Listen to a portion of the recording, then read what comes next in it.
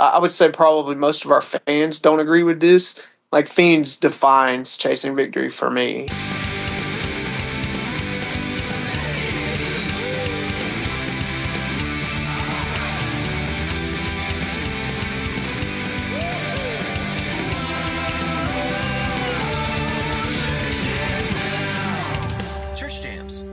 Welcome to Church Jams Now, the podcast where three former youth group kids and current music nerds deep dive into Christian music from the 90s and 2000s. I, of course, am your co-host, Kylan Savage. With me, as always, is Mr. TJ Smith.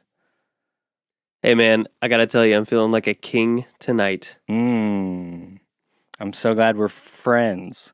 We also have beautiful producer Josh Olson. I was going to say, I'm happy to be here with some of my best friends, talking about some music tonight. That was better than mine. And, of course, we have three lovely guests this evening. Chris Cargile, Adam Harrell, and Michael Lamb from the band Chasing Victory. Hello, gentlemen. What's up? What's going on? Not much. How are y'all?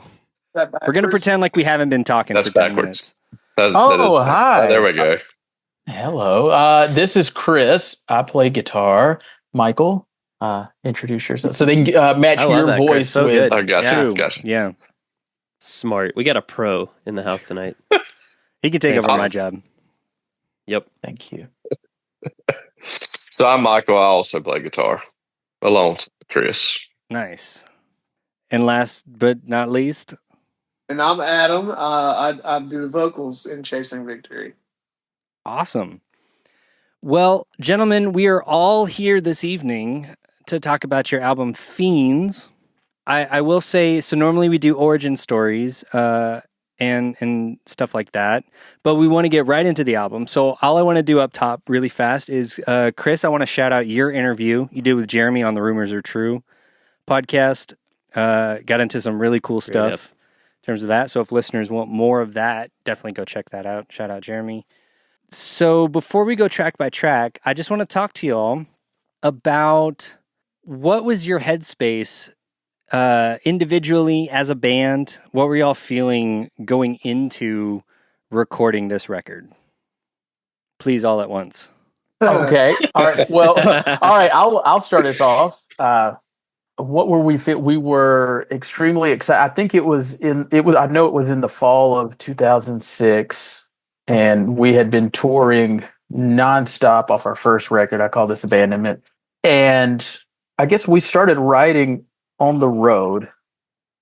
We did the summer circuit doing the festivals and whatnot. But we also spent a significant amount of time at our bass player's house in Shinbone Valley, Alabama. He had a cool spot. So we were writing songs all day, and then going on the rope swing in the evenings. There you go. Nice. I remember that was one of the best parts. Was the writing process in the summer of 2006. That's my biggest memory of it. You guys? The rope swing.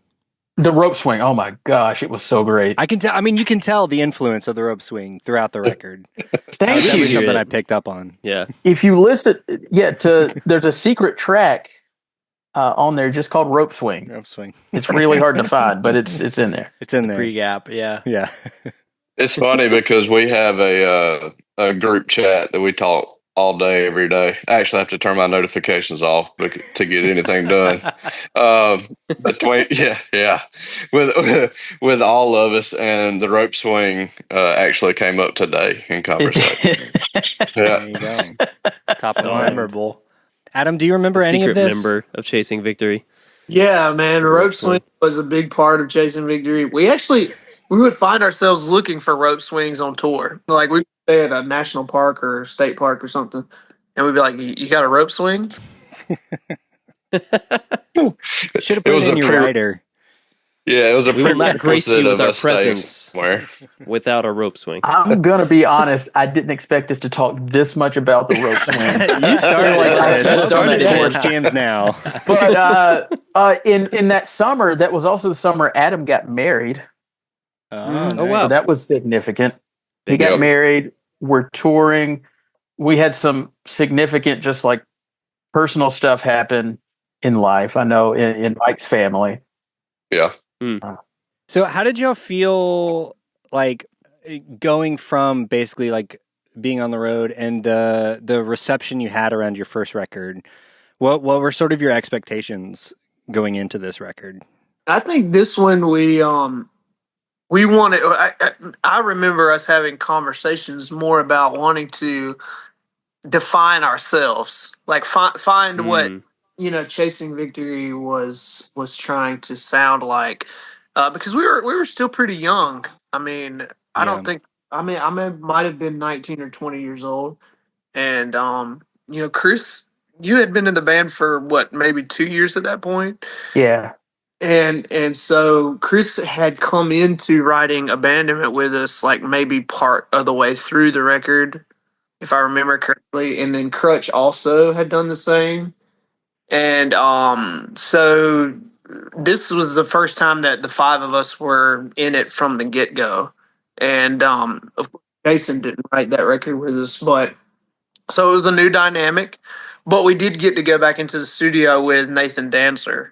And so that was kind of like, for me at least, as a very timid vocalist in the studio, that was that helped me have some confidence. Yeah, that makes sense. He was like, Right. he pushed the hell out of us. Like, he was a great guy. He was really good at his job, but also just fun to be around. And he made the studio environment productive, but also like enjoyable. Yeah, that's good. So I was excited. Honestly, we had a budget this for Fiends. We didn't really have a budget for Abandonment. We recorded Abandonment in Nathan Danzler's house, and so with Fiends we actually did in a studio, so we had a space, which was better for Danzler too because he got to go home at night and not Right. have a band hanging out in his house all day. Right. So yeah, it was, to me it felt like it was like our first like I felt like a professional musician for, I don't mean that like in an arrogant way. I just mean like it felt for sure. So it was really cool. I remember kind of to speak to what Adam was just talking about as far as like the sound and the change or whatever. I remember not necessarily focusing on what it would sound like, but mostly, writing freely. It didn't have to fit this lane or this pocket, and really kind of just writing what felt right for us, and not trying to steer it in a direction. Kind of go free. I love that. That's awesome. Well, that basically answered all our questions, so I think we're going to be done. Thank you guys so much for stopping by. Good. No, I'm going to turn it over to what's arguably my favorite part of the show. So before we go into every album, we always give it over to our beautiful producer, Josh, to give us some research that he did on the album. But it's always my favorite when there are actual band members involved, because if he gets anything wrong, please let him know. You guys just get to roast him. Yeah, he's still on probation, and so this is sort of like a tryout, and it's always very helpful when we have fact checkers live. Yeah. So I have a nugget about Fiends that I'm wondering if he found out. So I'm ready. Oh no! Now I gotta like aim for something. Hey, no, Tasty little nuggy. judging you harshly. Perfect. All right. Well, Chasing Victor, we have three of the guys here, but as we've mentioned, Chris Crutchfield is also on bass and Jeremy Lowry is on drums. Fiends, the record we're talking about here tonight, was released on May 8th of 2007. So this episode should air one day before the 18th anniversary, which is a big one. Yeah, I can vote. And I could vote. Dang, you beat me. I beat you to it, man. Beat you to it. Of course, the second LP on Mono versus Stereo. You already mentioned Nathan Danzler and that he produced your previous record and Kids in the Way and Staple. I saw that he's done some mastering for like House of Heroes, John Foreman, and Toby Mac. And then I don't know if y'all have talked to him recently, but I saw I'm assuming it's the same Nathan Danzler, but he's got some mastering credits on the new Sabrina Carpenter record. Oh, yeah. Yes. Yeah, so he's Nice. That's crazy. big He's name. killing it. Yeah, he's doing great. I saw some like Luke Bryan or something on there as well. So he's getting some big names. So good for Dang. him. I know, right? He And then he is legit, and he likes to stay like in the shadows. He doesn't like a lot of praise. He had a Grammy when we recorded with him, and but he kept it in a closet, like under a bunch of stuff. Oh my god. But that's just kind of the guy he was. Like he's very amazing producer, incredible mixing, incredible at mixing, but mastering turned out to be his Kind of his lane. claim to fame. And he's, I don't know if you guys remember the song that was so popular, Oceans by Hillsong. Oh yeah. Mm-hmm. He made that song. So like that really Oh wow. just, skyrocketed him. I think that song still is in like the top 10 like biggest like worship songs or something. I was seeing some list recently of like most listened to like multi-platinum or whatever. That's crazy. And Did you see any Chasing Victory on there? I did not, unfortunately. You're on It the was- second list. I think it was. I think it was number 11. I think you guys were Jesus. 11. It was just Yeah. We're always this close. That's if you want to know what it feels like to be in Chasing Victory. It feels like you're this. I mean, that's the close. name, right? Yeah. There's something good happening. Yeah, because then Did you that have to to change your name yourselves. to Found Victory, and that doesn't have the same ring. Oh. Yeah, maybe manifest it. Maybe just go ahead and do a name change now. That is the secret. Yeah. As you say is it, the secret. and Exactly. manifest it. Exactly. Yes. Exactly. All right, Josh, you got anything else about this record? Just gonna mention that J.R. McNeely mixed it, which we love a good J.R. Hey. mix. Artwork was Don Yeah. Clark for Invisible Creature. And then, 10 tracks on the proper record at 38 minutes and 46 seconds.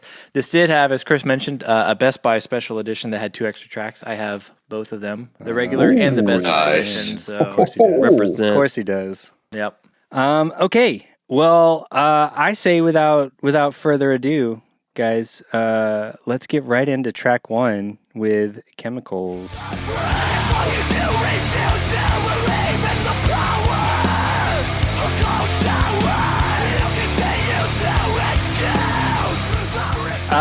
Can I actually start? Can I say something crazy?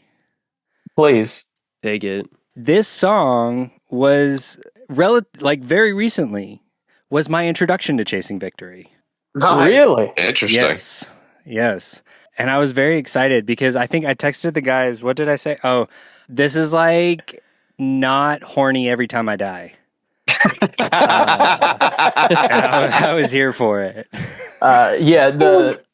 It's Every Time I Die without the cocaine and Yeah. prostitutes. Yep, exactly.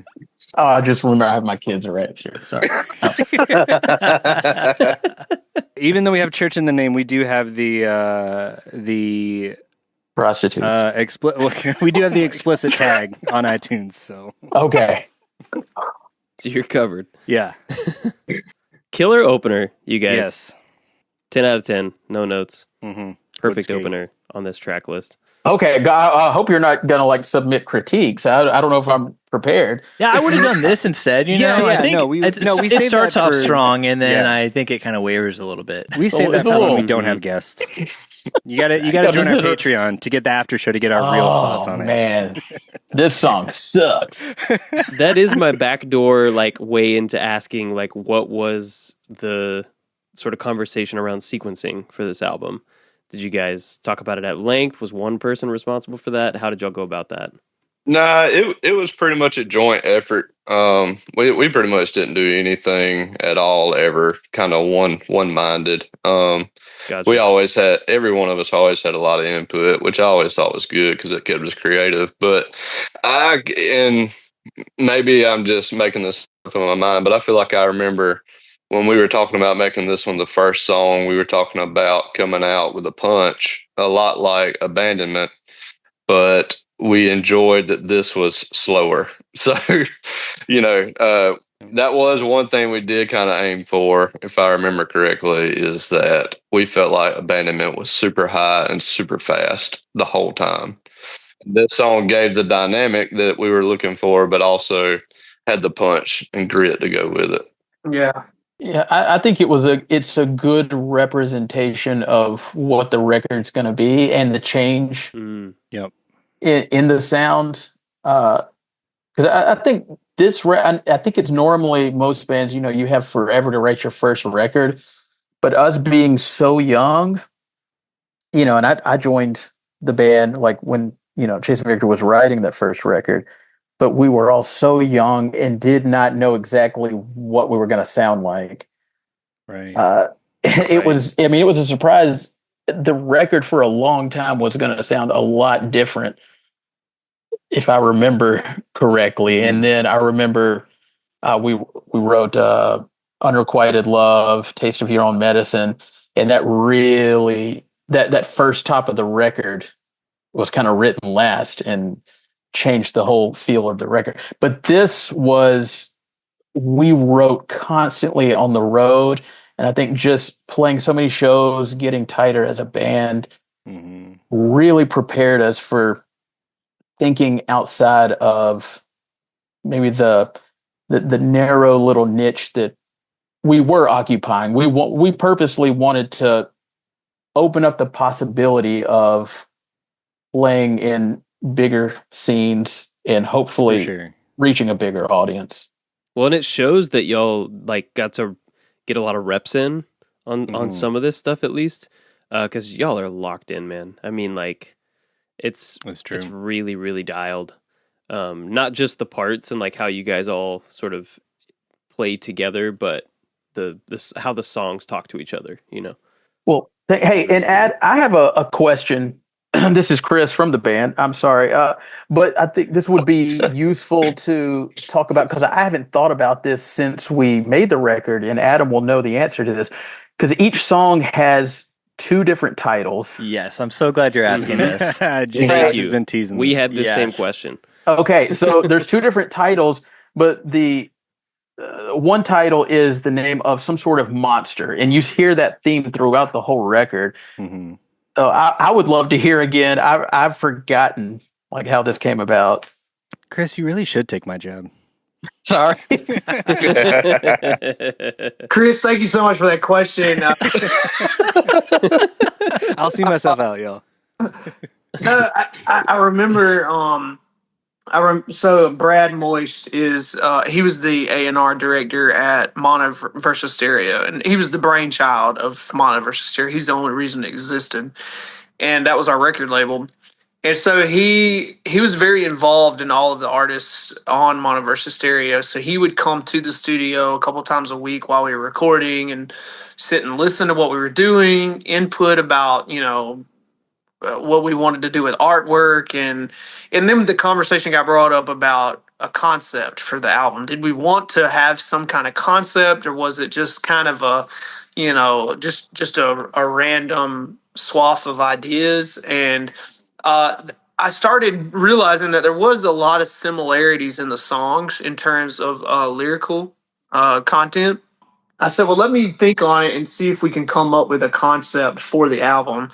And so we had all these names for the songs, and some of I'm sure a lot of bands do this, but a lot of our songs we would just name based on like what it reminded us of. Right. Like, I think the at one point the song Wolves, the guitar lick in the chorus reminded us of the Batman theme.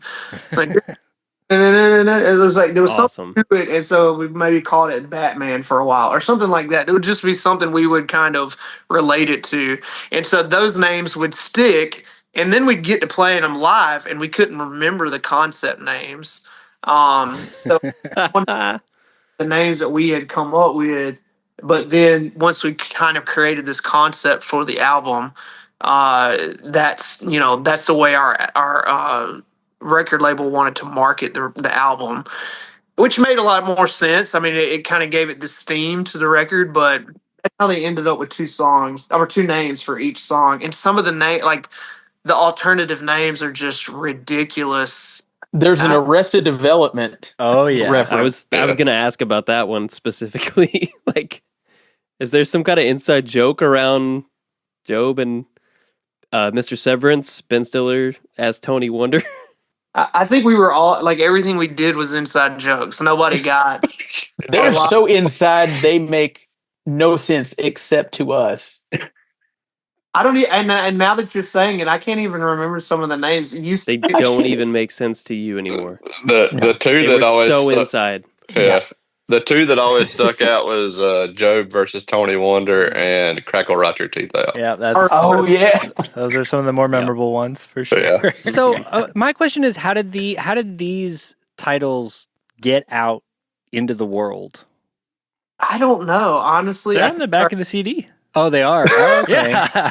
Okay. They're on the front. It's the regular. It's like the chemicals and wolves, okay. and on the back they got the Got other the ones. alternate. And I think it kind of played into the theme of doubleness, like with some of these in the lyrics of monsters, humans, this double nature. So I think that it all just kind of coalesced into making some sort of sense, but started just as us naming them random things that made us laugh.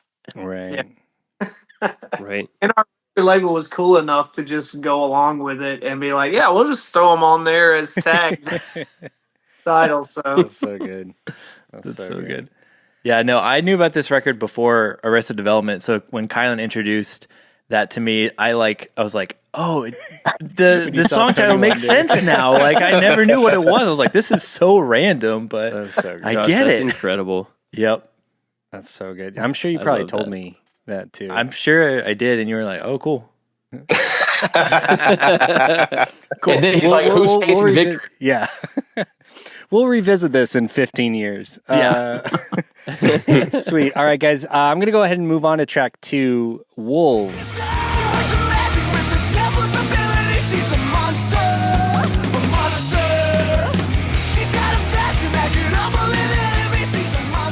Man, Crutch on that bass right in That's the what I was beginning. going to say. Oh, yeah. First mention of what I like to call sweet, sweet bass. Yeah, tell me about this song. You guys have a music video for this song. Yep. We do shot that right after. No, we had gone on tour, I think. And Yeah, I then, think it was during a tour, I believe, and we went and stopped in Pittsburgh. Was it Philadelphia, yeah, Pittsburgh or Philadelphia I think it was somewhere. Pittsburgh. I think it was Pittsburgh. They set us up in like some like a theater type deal Yeah. with a bar in the Nice. back and stuff. It was cool. I remember this. There's a redheaded girl in the video, and I remember, man, I was like, man, she's attractive. And then it hit me like halfway through. I was like, man, you know what? She looks like my mom, and now this is really weird. Talk about monsters. Yeah. I know. I was like, oh, jeez, I don't even know what this means, but I don't I want gotta to take take some time. I gotta step. Yeah, in. that's why I took 15 years away from the band. Yeah, you too, for sure. So you guys seems appropriate. bring up clutch and the bass line, right? So Mhm. I think one thing about this whole album that we've always missed, especially when Chris was playing bass on Abandonment, is Yeah, I started out on bass. yes, Not a bass player. Is clutch. Clutch was huge for us, I think, for our sound. Most people don't realize, but Clutch is probably the best musician in the band, and Oh, he yeah. plays bass. definitely. Yeah, Yeah, So- that's when the best That makes musician sense. in the band is the bassist. Your band is going to do all right. Yeah. Yeah. You're gonna Yeah. be incredible. Yeah. so He's the best guitar player too. yeah, Uh, yeah, And he so really humble. is. He's everyone's so always got good. that one friend. You're just like, Yeah. And here's the thing Why are you so about good? him he did not listen to hardcore music, stuff like that. Oh, he yeah, barely you gotta No. be knew. one of those Was he like a guys. jazz guy or something? I mean, Steely Dan is his number one. Oh, Yeah. okay. That really tracks. And He's Chili Peppers. in the band too, Yeah. but Okay. put in front of anybody. Your next album, you should have a song titled "Steely Dan and the Rope Swing." Yes. There you go. The funny thing about when he joined the band was we were writing at a church that we had access to at night, and we met Clutch through a mutual friend, and he came down, and we kind of just I don't know how crazy or how fortunate we were, because he came down for a day, and we like all went to the back room. Never heard him play bass before. Anything. We were like basing this solely off of one day of hangout. Wow. And we went to the back and was like talking about, hey, do we want to ask him to join the band? And I don't know if y'all remember Forever Changed, but they were friends of ours from Tallahassee, and Tallahassee is like an hour from where we are. And Mm-hmm. Nathan, their drummer, came up, and we're back there talking, and we just start hearing this like groove because Nathan just starts playing drums, and then Clutch just picks up a bass and is just like laying it down. We were like, this is crazy, you know. Dang. Oh, thank goodness. Like, we would have let him in because he's a good hang, but Yeah. thank God he knows how to play. Hopefully he can play bass What a too. relief. The decisions you make when you're 18, you know, it's based solely off your future is based And it solely off worked. of how fun it is. Yeah, that is true. So good. Adam, I wanted to ask, because you mentioned that you were, like, you said you described yourself as timid going in doing vocals, but I gotta say it does not show on the record, because Yeah, no you're kidding. just jumping around from like, and I think your vocals have changed from the first record where you're a little more screamy on Abandonment, where this one I feel like you have a little bit more yell and like some power in it, but on this song you're just like jumping around and like hitting your like going right up to your falsetto and then just like Ooh, full throw voice, like screaming again. It doesn't come off that way. Well, thank you. I mean, it definitely. I mean, Nathan was, like I said, I give him a lot of credit because he knew how to get the best out of us, and I mean, I was there were early on in the band. I think maybe by the time Fiends had come around, I was a little bit better about it. But early on in the band, when I would track vocals, I would make everybody else get out of the room. Mm. You're in there by yourself. You have the cans on, and you're singing, and then in between takes, the engineer will turn the mic on in the mixing room, and you just hear everybody laughing. They're just in there having a good time, but you're like, what the hell are they laughing at? Why are they laughing? Uh-huh. You get a complex, and it makes you feel like you're screwing up in there. They're not. They're just in there having a good time. But it's like We were usually having a tickle fight. yeah, just they're in there snoozing and You'd be tickling. surprised how many bands tell us that. So I had a little bit of a complex going into it. But Danzler definitely, knew how to get the best out of me and push me, and he definitely pushed me to sing more and sing better. And so he definitely had a lot to do with our style, and I was easily influenced by him just because he really had a lot of great suggestions. Like the stuff he would say, I'd be like, yeah, that's kind of what I've been thinking, but I just didn't know how to articulate it. And then we'd go do it. And I'm like, don't even question. Like, he knows exactly what he's talking about. So I was a big proponent of Danzler. Totally. I mean, that's a good collaborator to have, right? As somebody who sort of sees your skill, like your inherent ability, and can draw them out of you. Yeah. Yes, that's what made him such a great producer. And he was doing it all. I mean, he produced it and he tracked it and he mixed it. And he did it. Well, McNeely mixed it. Well, didn't that's he? true. Fiends, McNeely. But Danzler, he was so passionate about what he did. I mean, I probably shouldn't, show how the sausage is made, I guess, but like all That's why you're here. but like all the trumpet playing and all that like cool stuff in the background, like some of it might have been our ideas, but like he was the one who could Yeah, he execute did.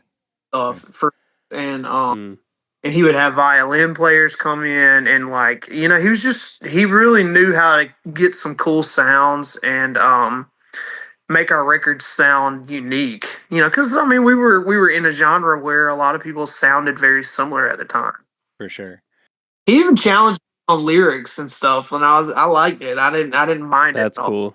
He'd be like, "That doesn't make sense. You need to come up with something different." Yeah, punch it up. Punch it up, Adam.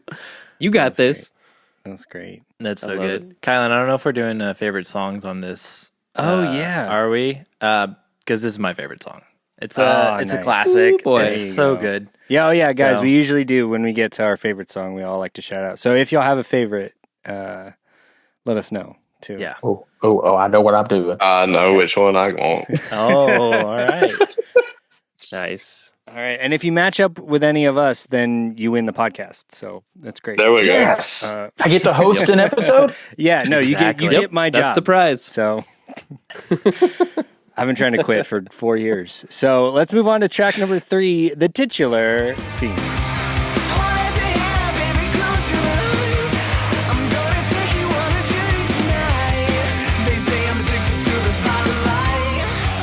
Fiends we wrote in the studio. So and I'll go ahead and spill the beans on the next track as well. So we actually came into this, I think Mono versus Stereo wanted us to write 15, 20 songs for the record. And we were just, I guess, because we were dabbling with a new sound and we were trying to really write something we felt like was ours. It kind of limited how much, how much we were able to create. We went into the studio and the We had first, 10 songs. yeah, we had 10 songs. So they were like, well, we got to make a 10-song record. So you better hope all 10 of these are great songs. So we went into the studio and we laid down like a pre-production demo with Danzler that first night, just kind of live tracking the songs. Maybe for the first couple of days we were in the studio. And I think even some of our songs weren't finished at the time. And so we get there and Brad comes into the studio at some point during the process and is like, really, like, guys, you got to, you're here in the studio, I realize that, but you got to write some more songs. And so we just, that was because he told us about the Best Buy deal that we had to have at least 2 extra songs. okay. I couldn't remember what the question was, but he was just like, we're not so sure that these 10 are gonna be it, and so just try to see what you guys can come up with.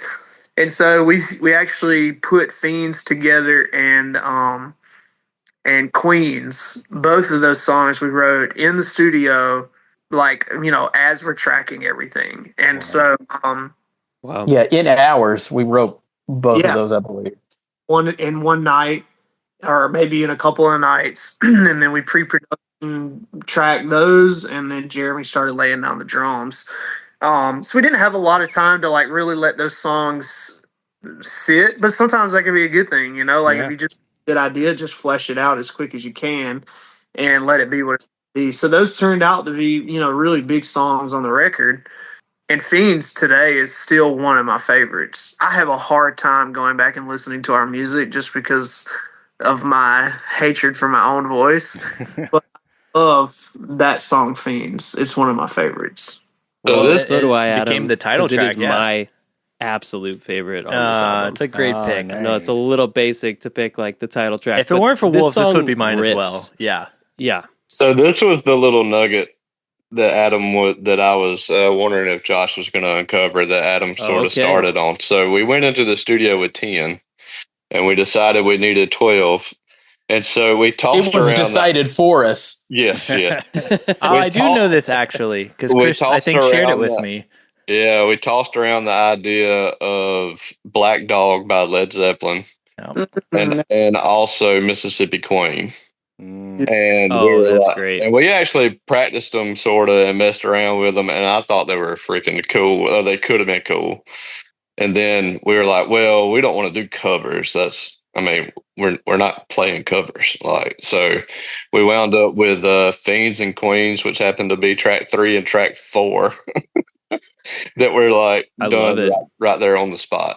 Yeah, front loaded. Yeah. That's amazing. Yeah, That's I think they ended up bumping the 2 Best Buy bonus tracks were the first 2 songs we wrote for the record. Yeah. Wallflowers and Okay. Yeah. whatever that other one was. Mutants. Ghouls and Mutants. Yeah. Yeah, those were the first 2 songs we wrote for the record. Loved them, and then by the time we wrote Fiends and Queens, we knew they were destined for the dustbin. Yeah. Mm. The Best Buy bin. Like, Best well, Buy there's thinks they're something getting to the cream this, of the crop here, and yeah. you're like, here you go, you can have these first ones. Yeah. No, I definitely think it was definitely the right call, including because obviously Fiends and Queens are so good. And it makes sense that those were Ghouls and Mutants were the first ones that you wrote for the record. Because, yeah, there's like transition songs.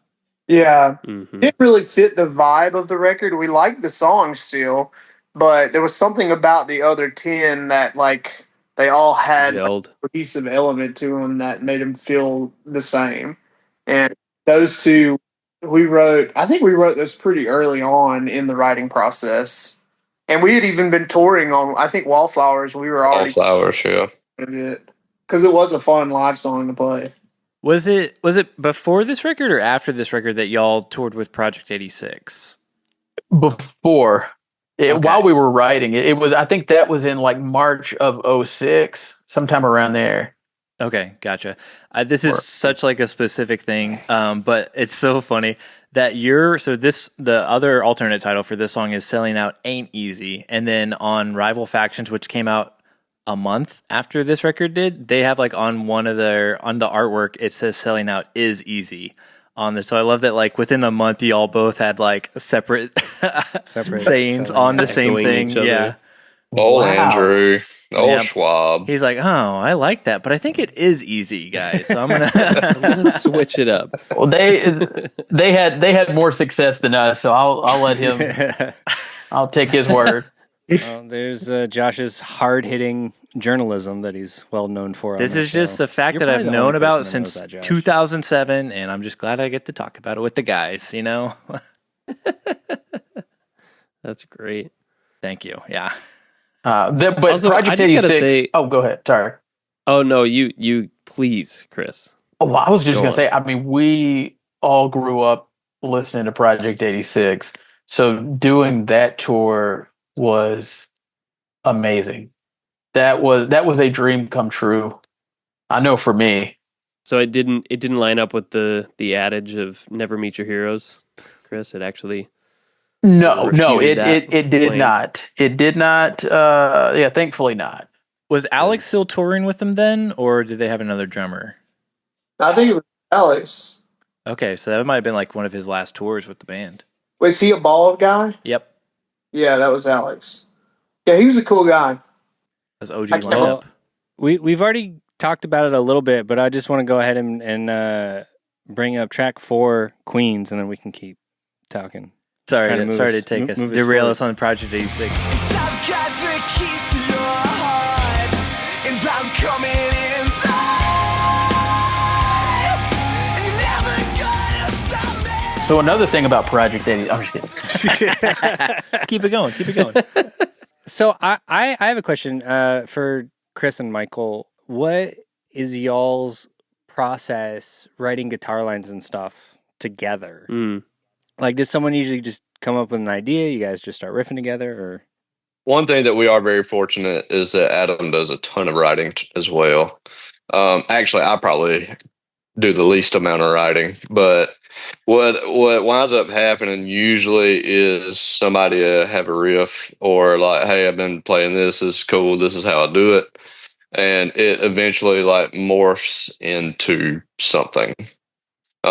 Generally a chorus most times, I would say, and then we'll kind of write around it.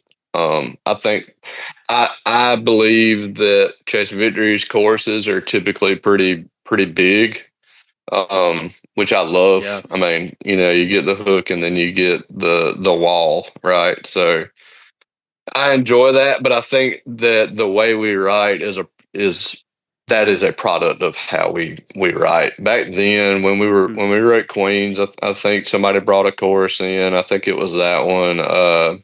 Originally, it didn't change any, which it didn't really have time to change. I'm pretty sure Adam brought it in, if I remember right. Chris added some sauce to the bridge. That's one thing. I had this thing back then that I still like. Like a good song is a good song. It doesn't matter how simple it is or how complicated it is. A good song is a good song, no matter what. I mean, the verses to that song that we wrote are literally the root notes of the chorus, just palm muted on a single string. I mean, there's nothing to it. it ain't But broke. they're It works, good. man. Yeah. Yeah, and the thing with like he said, I would say Adam is just as involved with the guitars as me, Michael, and Jason our other guitar player. He didn't play on this record, but on the first record, and then plays with us now. It certainly feels that way. Like a lot of the melody lines and the guitar lines like coalesce. Like they really feel connected. Yeah, And like they're having a conversation. Adam usually, whenever I hear him talking about it, he downplays his role in that. But I can't Even right remember. now, I think he's exactly- asleep. I say sleep. Yeah, pretty sure he's passed out. Well, and that probably is why he has the short term memory issues. Is getting so sunburned he can't think straight. But no, I mean he will, and even to this day when we write things, even if he doesn't bring the initial shell or skeleton of the song, he has an incredible gift of putting parts together and bridging together disparate parts into very I'd say cohesive songs. Yeah.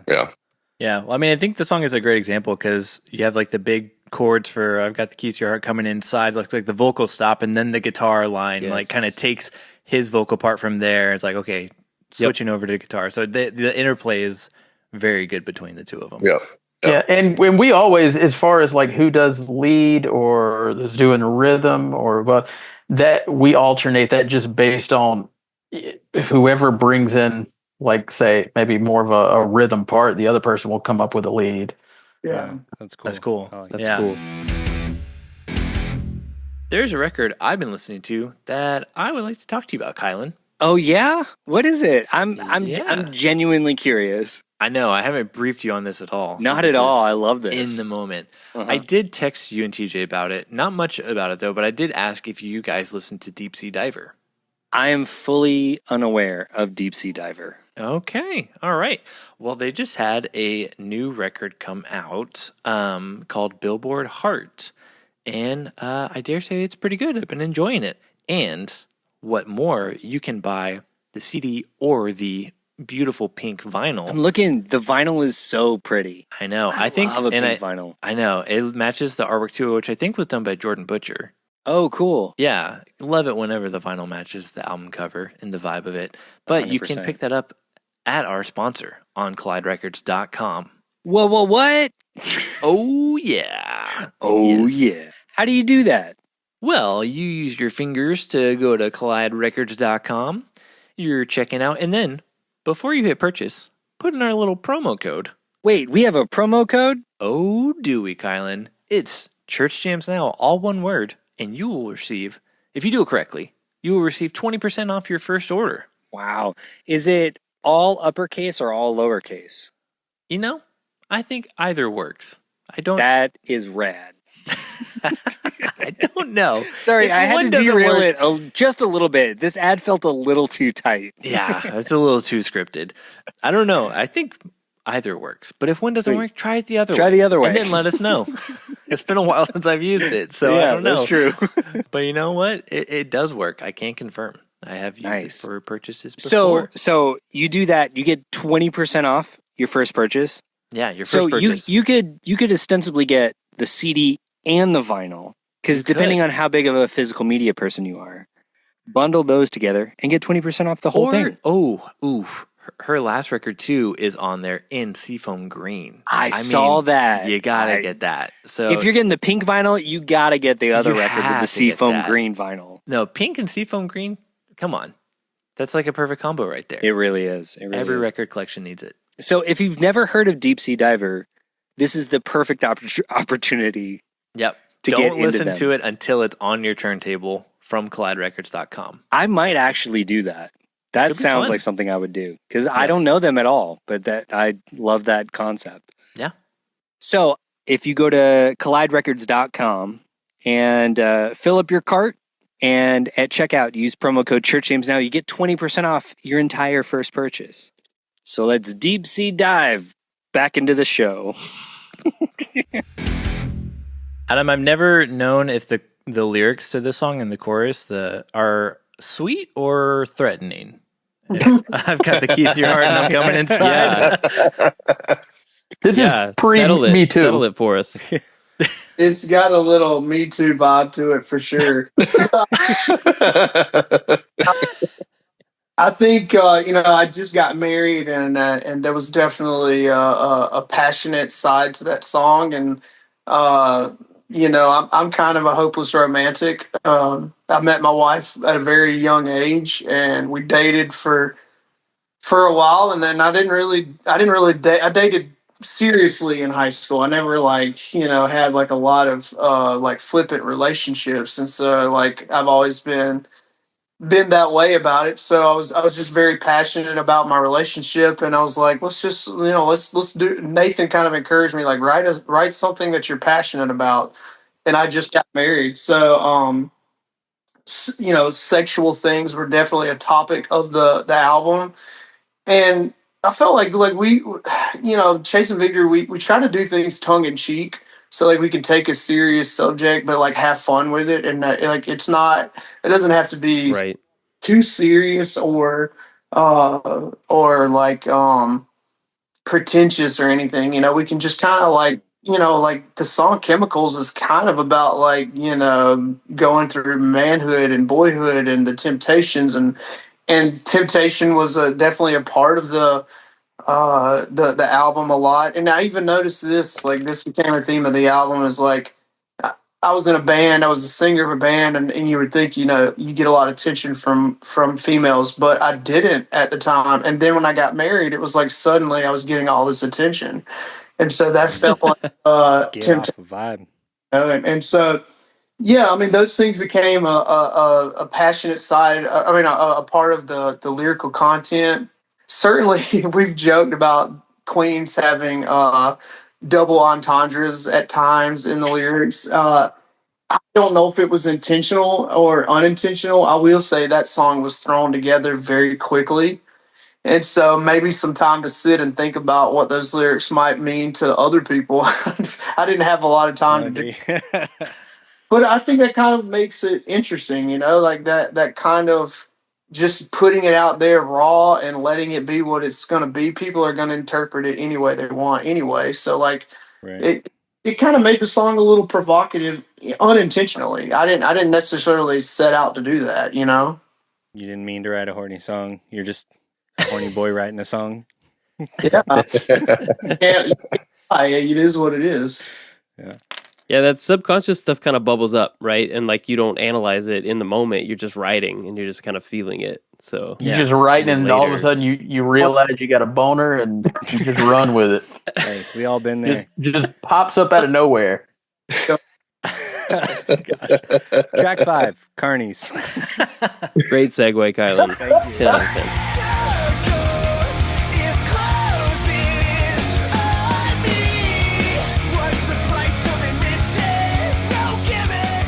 I was originally thinking this one felt kind of pretty. I call this abandonment. So I was curious if this was like early on in the writing process for the record, but then you guys mentioned that Ghouls and Mutants were the first two written for the record. I think this was more midway, because I remember we started writing this before we went to Shinbone Valley, so it must have been one of our earlier sessions in writing. And it was also the first song that this was back in MySpace, so this was the first song that we put out as, hey, here's some new material. And I remember thinking, okay, this beginning is really heavy. It's great. But then it has these really long verses. And I remember just being really worried. I was like, I wonder if people are going to get bored with this, because they're expecting us to play, fast and loud the whole time. And then we have these very grooving verses that go on for a while. I think that song was more of a product of having a rhythm section finally. And Yeah. Yeah, because the bass and drum groove on it is Yeah. strong. yeah, and it was definitely something that we tried to focus on in that song. It's like let's make a song and give Jeremy and Crutch some room to just have some fun. And so I remember that being very intentional in that song. That makes sense. It's also, the chorus is like really hooky. Like it almost feels like a pop song. I mean that as a compliment. Like it is like very successful when it hits the hook. It really like draws the listener in. So it's like, for as much as you have to wait maybe in the verse, the payoff is huge. Yeah, this is one of my favorite songs, which I can probably say out of the six of us, I think I probably like this song the most out of all of us. I don't really know why. I don't know. It kind of gives me like a beloved Death to Traitors vibe, sort of, big long breaks with lead over the top, and then it, like Adam was talking about, it gave Clutch and, Jeremy some time to breathe, so it was like heavy and in your face, but at the same time had a groove to it. I always really liked it. I did too. It almost it feels like it would fit like in a compilation with some I Am Hollywood era He Is Legend. Oh, It's got kind of those like groove, like jazz elements underneath, kind of Yeah. bubbling under the surface. Yeah. Hey, I'll take that. I love that band. Heck yeah. Dude, yeah. This Me honestly, too. this album feels of a piece with I Am Hollywood It to does, me yeah. quite a bit. Mm-hmm. And I wish more bands had done that kind of stuff. Like, so I'm so grateful that y'all leaned into a lot of those sounds. You guys, Michael and Chris, might feel differently, but I think that was when we started kind of incorporating more of our 90s, we first started incorporating more of our 90s influence into our songs. Like, I remember the top string riffs and things like that were something we focused on a little more as opposed to power chords. And I noticed, He Is Legend has always leaned into like their 90s influence. Yeah. So I feel that on Fiends, and that's something when we write today, we lean into even more.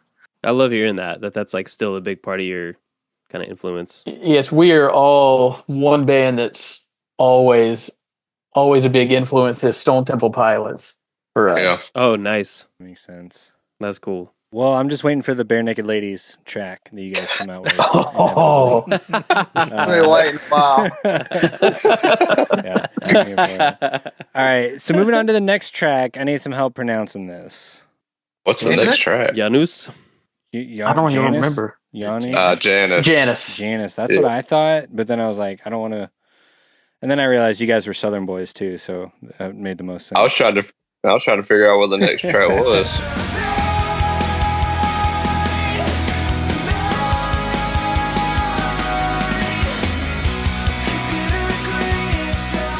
I think this might be one of my favorites of all time of Chasing Victory.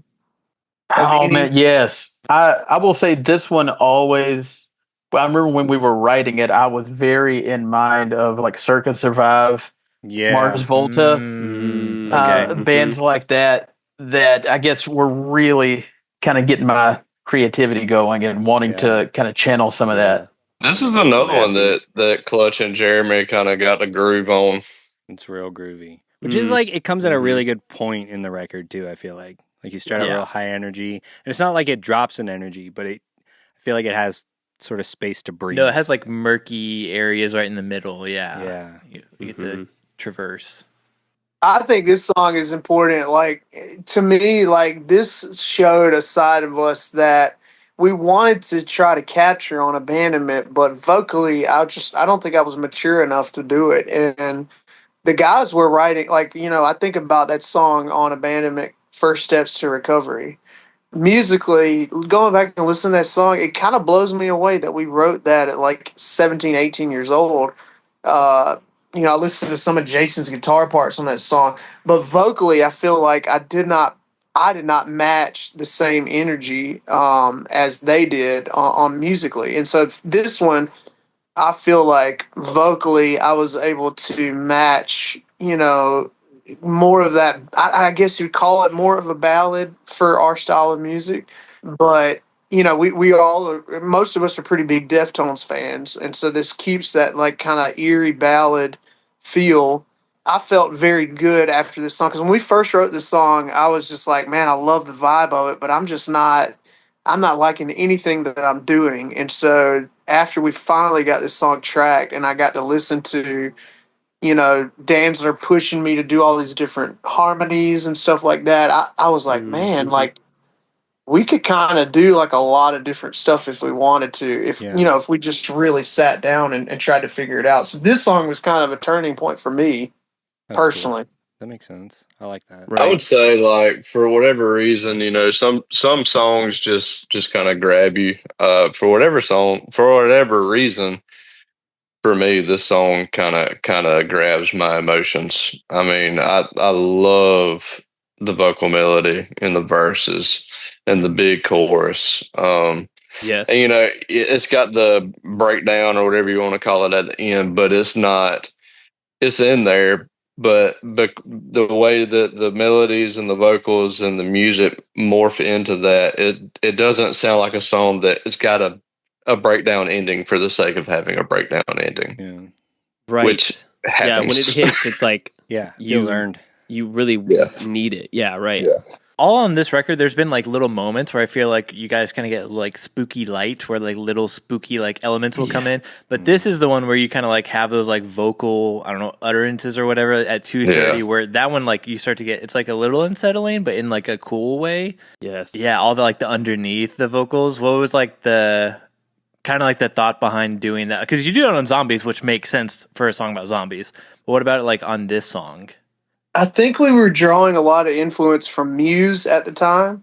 Okay. So I was funny. I I was had that in my I was very influenced by Muse at the time. I think it was their record. Is it called Absolution? Yeah, that would have been right around this time. One of their earlier records, and I was just really I was fascinated at how they were able to make a lot of heavier songs, but sing in this operatic way. And I didn't want to do that Yeah, out super front, melodic. but I wanted to Right. figure out how we could drive that element home in our songs. And so Danzer, again, just to keep shouting him out, he would get in the vocal booth with me and like he would show me like, what if you try this? And he would just get in there and act like a total moron and do something crazy.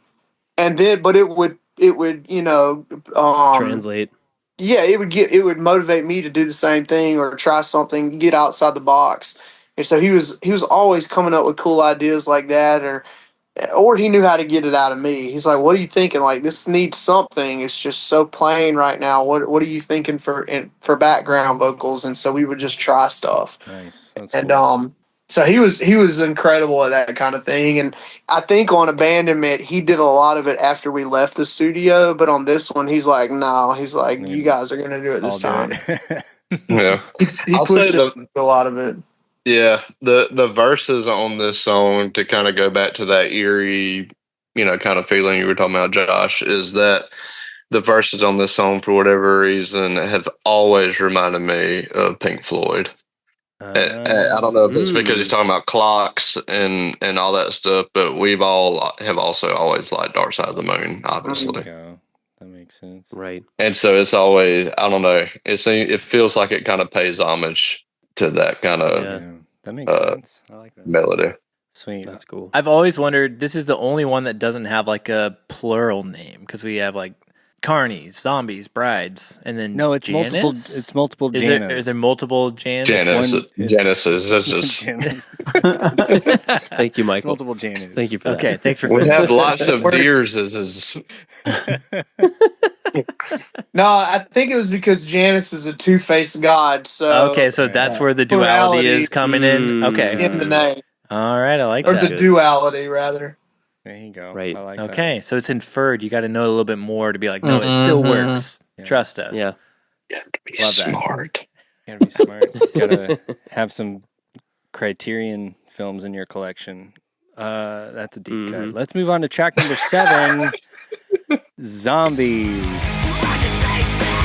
I can taste it. I can taste the salty ocean brew. I can break it. I can break Oceans Away, the sequel. I think this is gonna be Michael's favorite. This is my absolute all-time favorite Chasing Victory song. This is my favorite too. Oh, so I y'all would- win the podcast. Yeah, Yes. we're on the Yeah. podcast. All right. Next week you're covering Michael W. Smith. Good luck. No, because he won it with you. You have to do it with Friends him, are so. friends forever. That song. You just made Chris's night. Friends are friends forever.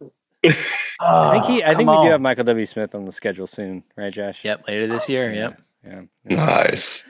That dude's got a fantastic head of hair. True. True. True. I Hard-hitting have a facts. question. is this song about Resident Evil 4? Because that's the vibe that I got through the whole song. It's got to be.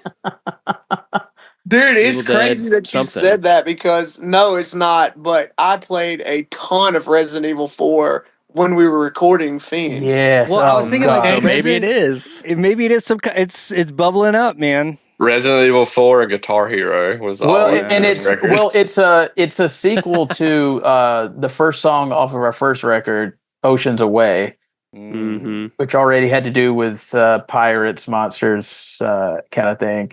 We were listening or playing a lot of Resident Evil 4, but I don't know if it was written before then or not. Well, I was just Dude, you thinking guys like do your homework. zombies, gun, sword. They're one of the bosses is like a big alligator thing, and so that was just like Oh, that's true. fully Oh, the dude, vibe. I like- was. You're unlocking some subconscious thoughts here that I didn't even realize. Like you've really done your homework, Yeah. dude. Holy Yeah. crap! He It's wrote just the vibes. lyrics. He was actually just describing what was happening Right. on the He was- screen. Yep. In the game at the time. Oh, I gotta write some lyrics. Jumping over out. Yeah. Alligator. Alligator. Horny for your wife and love. You know what's Resident cool, Evil though? 4.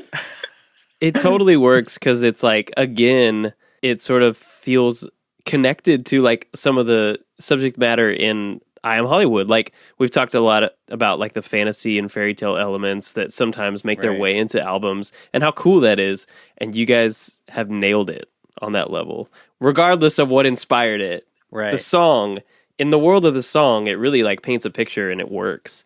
Well, Mhm. Like the I want to the fight an concept- alligator. The concept of the song was more about. It's so crazy that you said Resident Evil 4 because I've never put that together until now. But no, I mean, like the whole idea behind Oceans Away was just about missing my wife on tour. Like that's really what it's about. It's just like I met my wife when I met her on one of our first tour actually, and we started dating immediately, and just writing a silly song about us being oceans away from each other when I'm gone on tour for 2 months or whatever. And then I was just like, it's not that interesting to most people, so I'm going to make it like a fun, interesting, fantastical Yeah. concept Right. of a song. And so when we decided to do like a part 2, it's just like, how can I one up the last one? And I was just like, I'm just gonna say what, like jumping over alligators and some crazy shit like that. Yeah. Like, Now the zombies have a boat. Yeah. You gotta blow it up. Yeah. Coming after you on the open waters. Yeah. What What's up? scarier than zombies? Zombies on boats. and Yeah. Zombie alligators. Zombie Yo. alligator. That's Oh great. my god. No, I love that. Oh, yeah, I love that song. I love playing This it is my live. favorite song to play live. yeah, Yes. it's a fun one. yeah. Yeah, that's something that struck me too. You guys seem like the music is all really fun. Like you guys seem like you enjoy Mhm. Yes. the song, like because it can happen. I mean, we've briefly touched on it. Like it can happen a little bit, specifically in like lyrics and stuff. I'm not gonna badmouth anyone specifically, but I've talked Michael a lot W. on this Smith. show about specifically in metalcore. There's this tendency, I think, with a lot of lyricists to like use a lot of really like flowery language, like just kind of for the sake of using flowery language. Like you guys, like and Adam specifically, like lyrically, like you're getting at some really interesting ideas, but coming at them from a way that's also like, hey, we also just like to have fun. Like this Really this fun. should be Yeah. a fun Yep. thing, and I really appreciate Yes. that. It went a long way for me personally.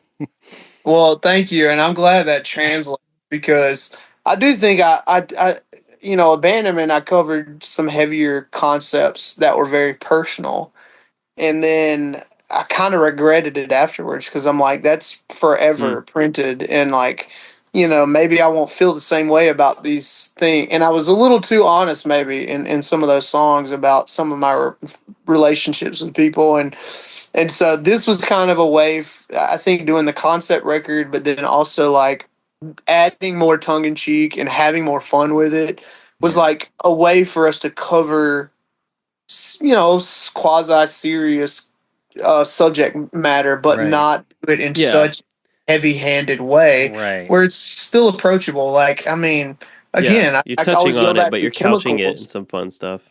Yeah, I go back to chemicals. Like, if you really dig into some of those lyrics, they're kind of funny. Like, I mean, talking about the old shower and stuff. It's like, but it's real. You know, it's something that everybody goes through. And then you get around a bunch of guys and you start talking to them, and they're like, they say, "Oh yeah, I went through the same thing" or whatever. So it's like you realize it's a common subject matter for everybody. So it was just a cool way to approach it. I think Cargyle may not remember this, but he really encouraged me to have more fun with it and maybe not take the lyrical thing so seriously. And now today, I don't at all. Like, it's all about just having fun with it. Yeah. You know, I may be speaking out of turn here, but Always. I would say that it was probably easier. I'm glad that the fun kind of got conveyed because the six of us, right? So we talk every day, and those six guys are my best friends, and we talk every day. All of us today. I mean, every single day. It really, and I would say, I mean, when we were on tour, I don't know how it is for other bands, but we got along really, really well. I mean, we'd get on each other's nerves a little bit, but there were never real fights, except between the brothers, Jason and Jeremy. But that was Brothers. that was because That was more brothers. fun. Yeah. Yeah, that was more What you fun gonna for do? us. We tried to Picture get those amp. to happen. Egg them on. Yeah. We would But egg those on, but go ahead. I'm just glad that's kind of the reception because we are all in it for the fun and for each other. Well, can I tell a little quick sidebar Totally. about lyrical content? Please. So the song on "I Call This Abandonment," and Chris, you might remember this because I think you were standing with me when this all occurred. But okay, so the song "The Killer Is Me," we had a shirt printed with that song title on it, and I think they put like an urn on the shirt or something. It's just like this crazy design, and if you look at it close, it's like an urn. It was a popular shirt, and we sold that shirt quite a bit, and we had it for like 2 years. Well, I remember one time I was standing at the merch table after a show, and a mother came up to me with her son, like in tow. She had him like by the back of the collar, and she was furious. And she's like, "What the hell is this shirt?" And she was like showing no. me the shirt, and like it says the kill, and it never even occurred to me, the killer is me. Like somebody could take that out of context or whatever. And she's like, "Are you promoting like people being killers?" And I was like, "No." I was like, "Of course not." And so we had like this conversation about what it meant. And I think at that point, I kind of had like this epiphany, like maybe you should not be so serious in some of these these concepts you're writing, because people like will take this to a very dark place or the place you didn't mean for it to go at all. And so that I think that and Chris's encouragement made me want to just start writing more fun stuff and not really take myself so seriously, because it was, it's just music at the end of the day. And who am I to like have all these like very deep things to say? I don't really have a lot that I'm trying to get across to people personally. So I Well, think and the cool thing is that woman became his first ex-wife. I mean, It how was can you the redhead from possibly the music video? Oh.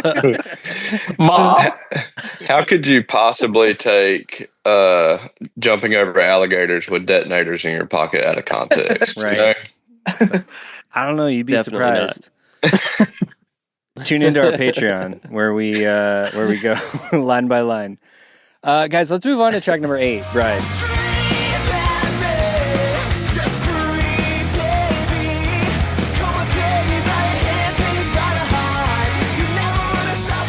I got a question for the three of y'all. Do y'all know a little band called Tyler Reed? no. I don't think so. Does that ring a bell? Not that I have horrible short-term memory and long-term memory. I don't even know what I'm doing here. All right, welcome to Church Jams Now, the podcast. Oh, okay. That's what you're doing here. I thought this was my memory care class. Yeah. Go ahead. Tyler Reed.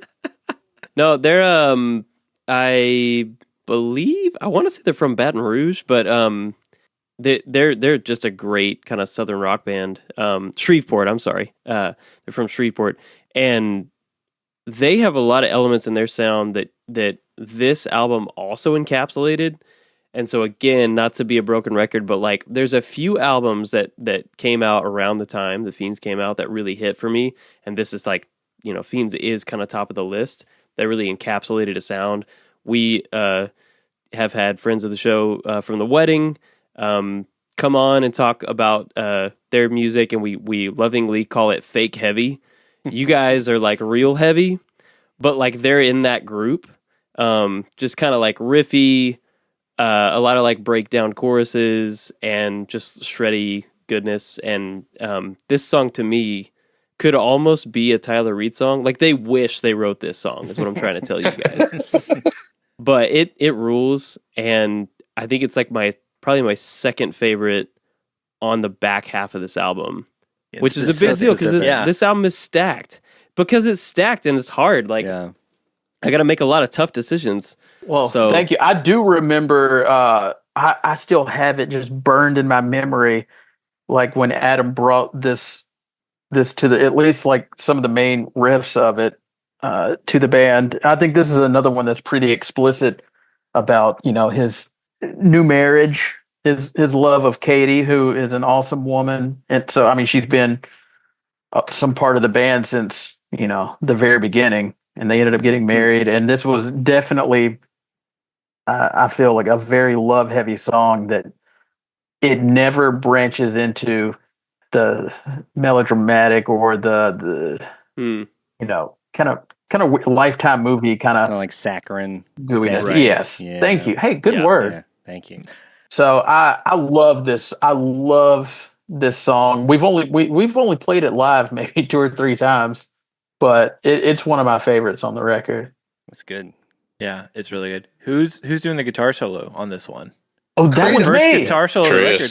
Nice. That was me. That's the only guitar solo part, I've ever done. Thank you. And Nathan Danzler was also like he worked with me when I was writing that, because I think the solo was I think that was something we thought of in the studio. I think so too, if I remember right. Because that's not very natural for us to go to, and that was another, you know, unique thing that he brought to the band, you know, encouraging us to do even something as traditional as a guitar solo, but that's not very much a part of, you know, the post-hardcore music.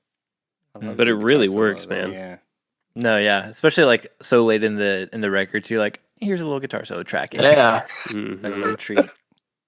Josh, yeah, I remember a little treat. The greatest compliment I ever got. I remember one of the guys from the Showdown, when they heard that, like talking like, "Who did that guitar solo?" And I don't know if they were just that's impressive because those guys being nice or condescending. Yeah. I don't know. Yeah, I mean, great guitar players. But I remember feeling like, oh my gosh, I did something good. One of them said something about it.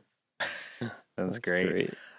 Josh, I have a question for you. Yes. Are we calling this next track the last track? Or are we... No, we got 2 tracks. 2 more tracks. Oh, right. Wait, what? We got Kings and then... Oh, Kings. That's right. Sorry. Yes. The Miami penultimate track. Okay, so we'll still answer my question for the other one. We'll cut this out. Maybe. If we're lucky. Please don't. John, is Barbarians... Are we calling that the last track? Or are we... Sure, that's up to the guys if they want to. But yeah, all right. Well, let's move on to the penultimate track, King.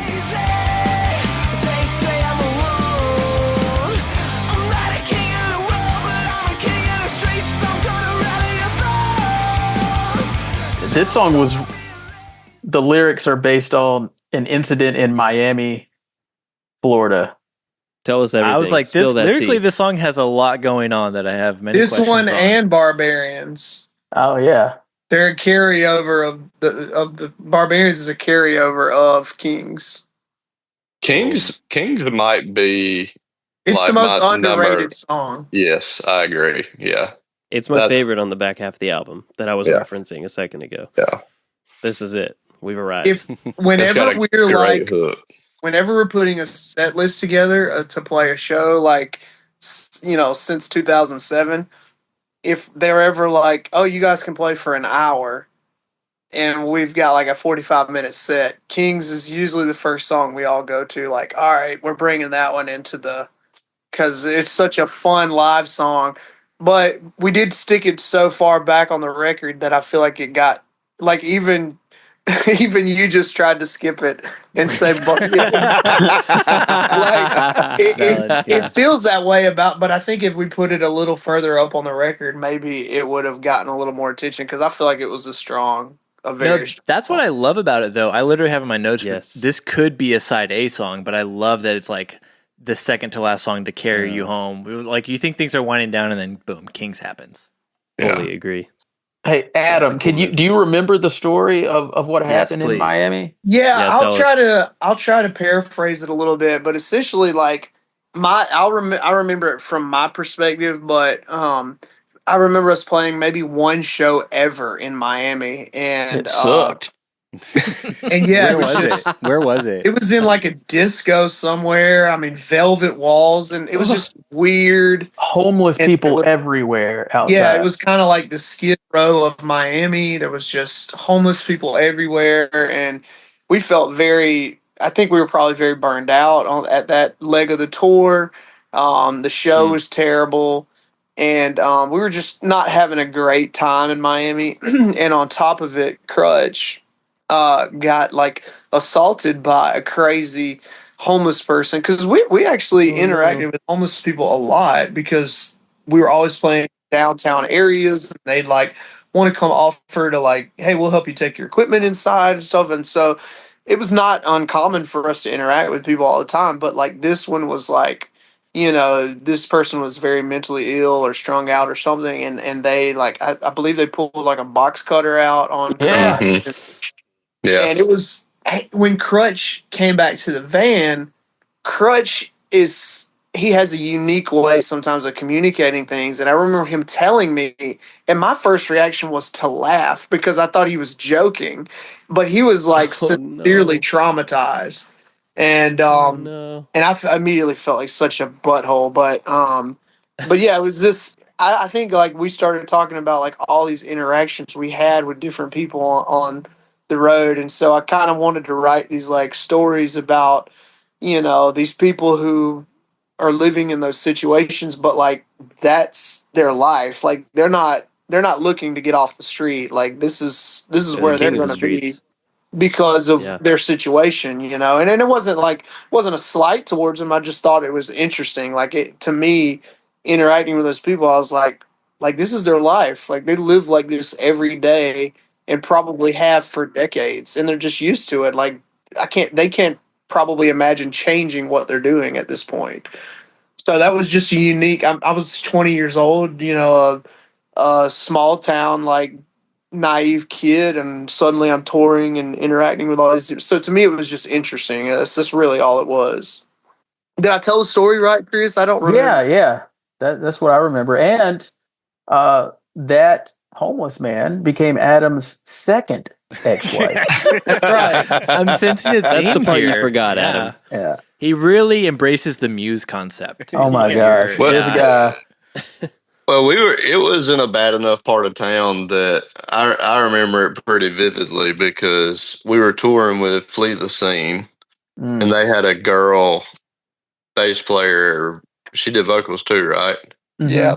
Yeah. So she wanted to go to the convenience store that was down the road to get a snack or something. And so me and Clutch were like, well, we will walk with you Yeah. because it was that bad. And then, so we were walking and this guy just comes up behind us speaking all kinds of gibberish and pulls the knife out.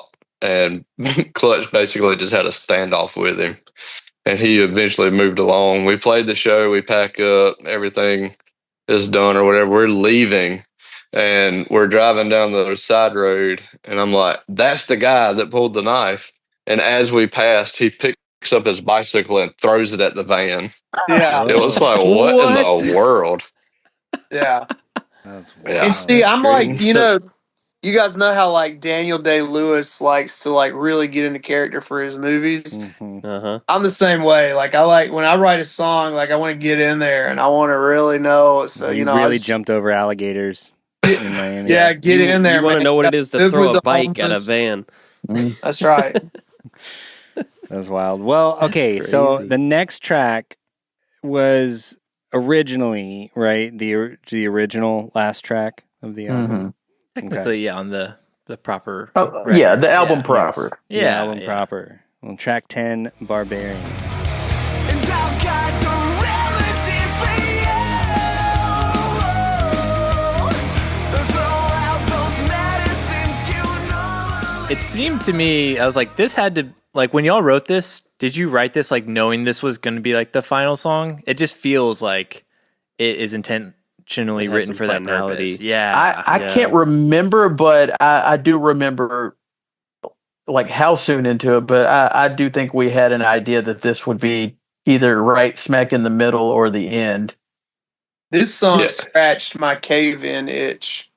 Like this was like I'm like the biggest cave-in fan ever, and this was like my ode to cave-in personally. Like right when I remember writing the guitar parts for this, and just like there's something about cave-in that they capture so many different things in songs. They have so much dynamic with bass and riffy stuff, but then they can go into some spacey parts. Like to me, this song really scratched that itch for me because I wanted to somehow incorporate my cave-in influence into this album, and I didn't really know how because I would listen to cave-in records. I'm like, how are they doing some of this stuff? I don't get it, and like so this was kind of like, oh, I'm figuring out a little bit of what they're doing here, and so I would try to emulate stuff like what they were doing on guitar, and yeah, this song scratches that one big. Chris, you got to feel the same way too. Oh, absolutely. I think ever since we heard Cave In, we've them and Vox. You remember them, Adam? Yes. VAUX. Oh gosh, I mean, but Cave In especially. I think their guitar playing is just otherworldly, and I think that also really influenced us in trying out a lot of different effects pedals on this record than we did on. I call this Abandonment. Yeah. There's a lot more exploration with that. So as soon as you started playing Barbarians, I realized that I should have listened to the album sometime in the last 15 years, because you can take all of my comments about Janice and realize that I'm talking about Barbarians instead of Janice. Okay. That's awesome. That's so funny. So, guys, I have a question for you. I know, Chris, you've got a hard out. So, are y'all cool if we maybe like officially end here? We got kind of one final question, and then Adam and Michael, if y'all want to maybe stick around for a little bit to talk about the bonus tracks, or if y'all I'm want to good. leave, that's Yeah, fine. I'm good. Okay. I'm All right, I'm cool. good with whatever. My kids All are right. at the beach. Oh, there you go. Nice. dang. And you're hanging out with us. All right, That's right. cool. Well, gentlemen, we did it. We went track by track on Fiends. So normally in our show, this is the point where the three of us give a incredibly reductive flop or bop to the record, but we're not going to do that because we're more interested in now that this record is almost 20 years old. I just want to ask you briefly, like, what's your relationship with it now? Like, how do you feel about this record as a whole now? I will go first since I accidentally spoke up without giving anybody else the chance. Please go ahead, Adam. Good enough reason. As the guitar player who noodled around the most, I think I speak for the rest of the world. To me, I think that our first record was good, and there's still I still have I have a fondness for it. This record is one that I am most proud of. I think is a great record. It's the best thing that we ever did. And to me, just the fact that we were able to do this record, it was what I feel like, in hindsight, like what I'd been wanting to do my whole life playing music was make something like this that I could be proud of, that could still be listened to in 20 years. Great. And so I say it's not a flop, it's a bob. Full on Yeah. Bob. All right. Hold on, Bob. Michael, Adam. Yeah, I'm with Chris. Like I love this record. I love every song on it. I don't think there's a bad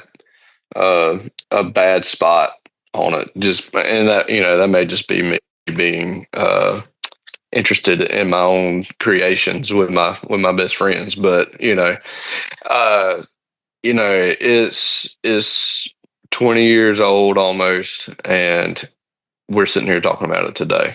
Yeah. So I love that. I have a deep passion for this record surrounding a lot of things. Chris kind of alluded to it earlier. We had some very big things happening around the time that we were writing and recording this record.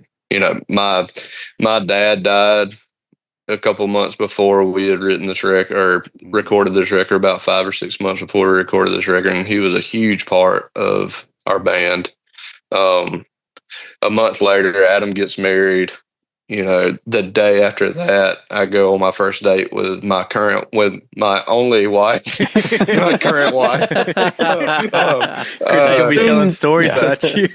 So yeah, my one and only current wife. And she actually, my mom and her actually came up to Nashville and did gang vocals on Fiends. Oh no. Sweet. Nice. So we had friends coming in. We're all best friends. We had people coming in to the record, kind of just hang out. A couple, 3 guys that we grew up with came, and I think they did some guest vocals on one song and stuff. But it holds a very special place in my heart.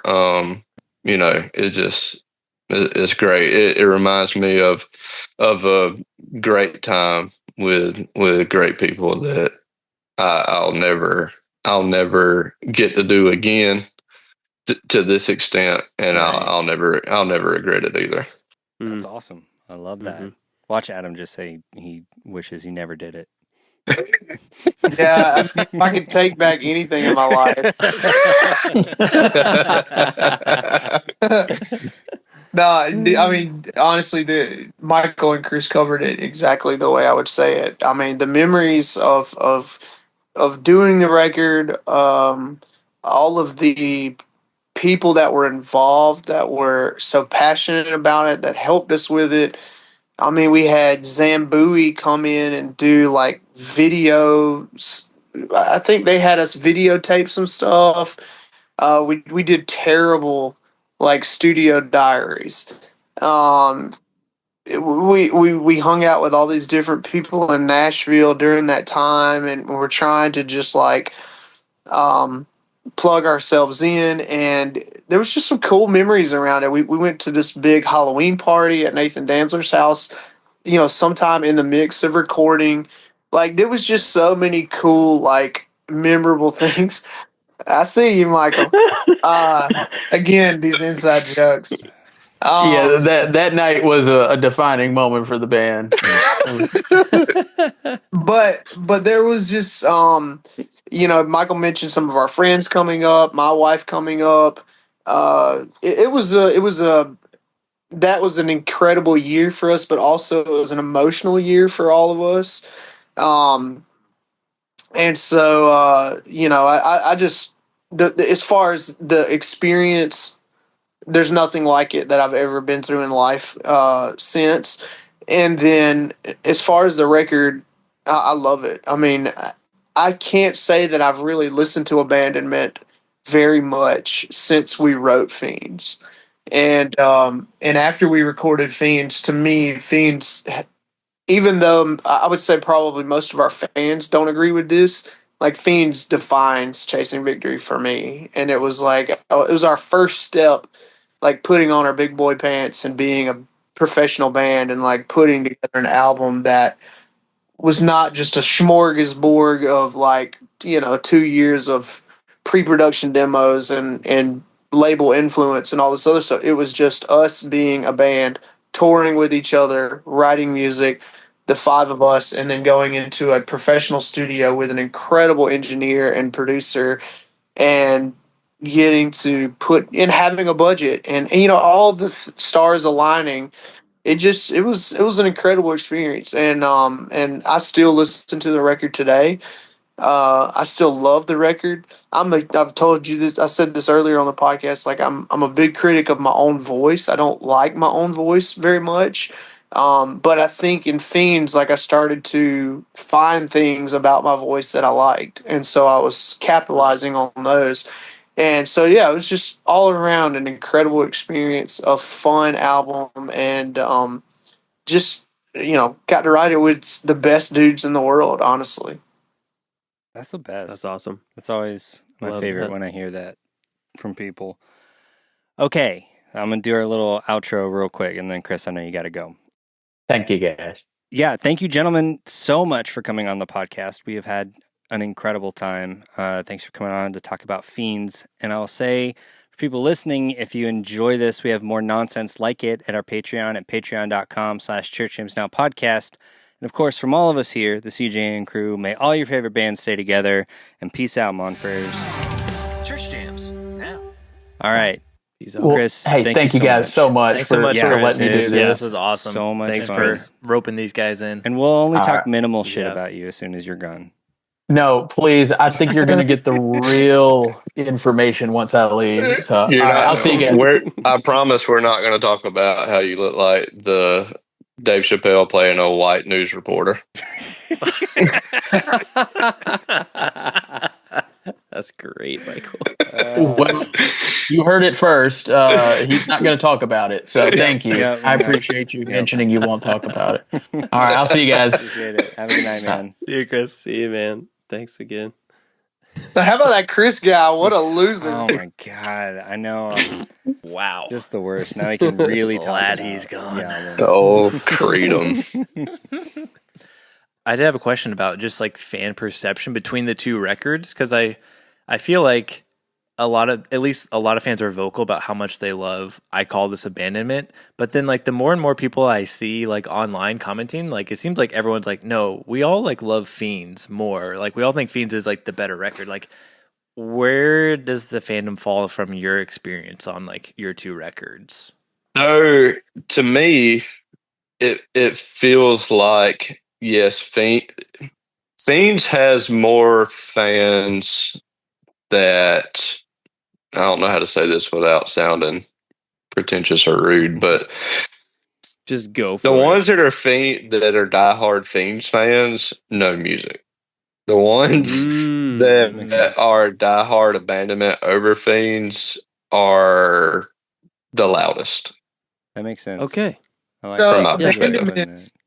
When we wrote Abandonment, like we did so much touring around Abandonment, mostly in the Southeast, but we played like this same Southeast circuit for several years before we had an album, and we had You created like a big fandom at that Yeah, point we had out of like that album. we had a cool following where we could go to like, Chris lived in Auburn. We lived in like the Albany area. Jeremy lived in Tallahassee. So we could hit like Columbus and Tallahassee and Panama City and Jacksonville was a big one. Jacksonville and Auburn and sometimes Atlanta, Athens. So we could kind of hit the Southeast during when we were, had an EP out and we're just kind of writing out demos and stuff like that, and had built up a good little following of people that would come out to our shows. And so I think Abandonment just kind of was like, for those people, when we finally came out with like our debut record, I think they just latched onto that record, and it really spoke to the scene and what we were doing at the time. And I think Fiends was kind of our way of trying to launch ourselves into a bigger audience. And we honestly gained a lot of new fans through Fiends but it was still kind of weird because we were on a metal, we were on a booking agent that mostly had metal bands. So while we were trying to move more towards being just a rock band, a heavy rock band, in our eyes, we had people that were promoting us and putting us on tour with Devil Wears Prada or August Burns Red, or so it was like we were playing these songs for a different crowd. And I think Fiends kind of became a band, like a musician's album, is what Michael's trying to say. Is Yeah. like we became a band's band, and Yes. which to us was a cool compliment because like now that we've gotten older, we often forget about the effect our albums had, and then we'll see like somebody who's selling millions of records now, or downloads, I guess now, say that Fiends influenced them, and to us that means a So lot cool. because it's like, well, it's cool that we had fans, but it's even cooler that like we inspired other people to go out and do the same thing we were doing with this album.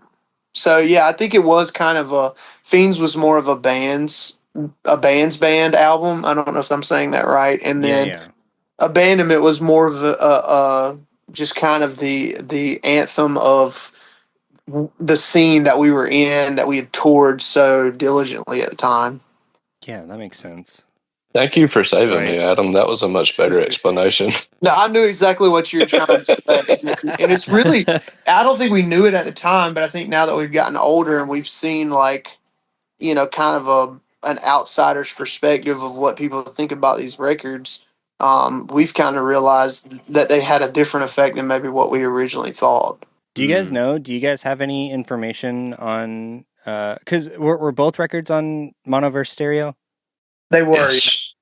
Do you guys have any information on like sales between the two? If you don't, I we did, but it was so long ago. Now I'm not sure.